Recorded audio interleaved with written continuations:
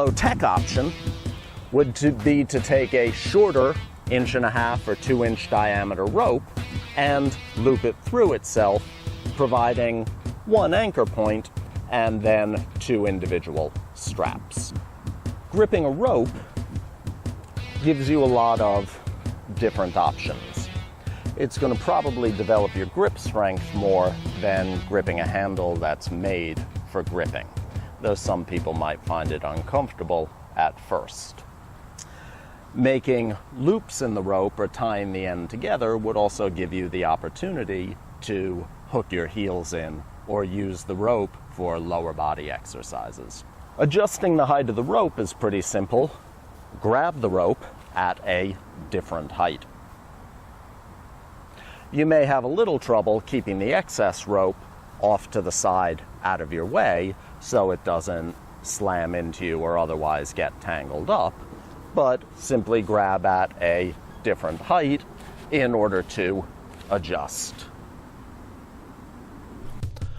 Ropes have a long history in American physical culture and date back to our nautical roots. Ropes were used in group classes as well as individual training, and we see lots of instructions and references to training with ropes in both Swedish physical culture books and German physical culture books. The German-American method utilized ropes to a great extent as well. During the Turnverein movement, and later the YMCA movement, we see extensive use of ropes and rings and off-the-ground training, including ladders and window ladders.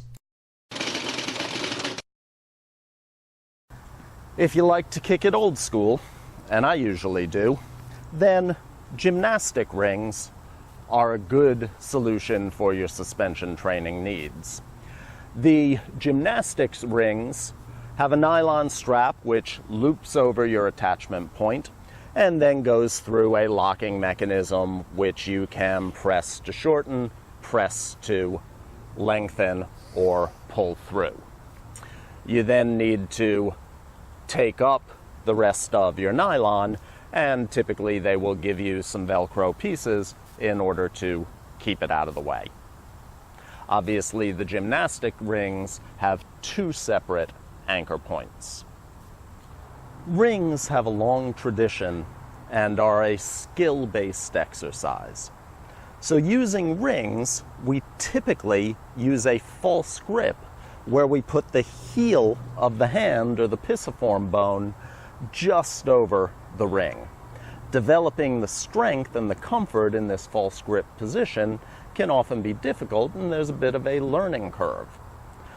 People also use the rings with a regular grip, so you could set them up at various heights in order to be able to do your standard suspension training exercises.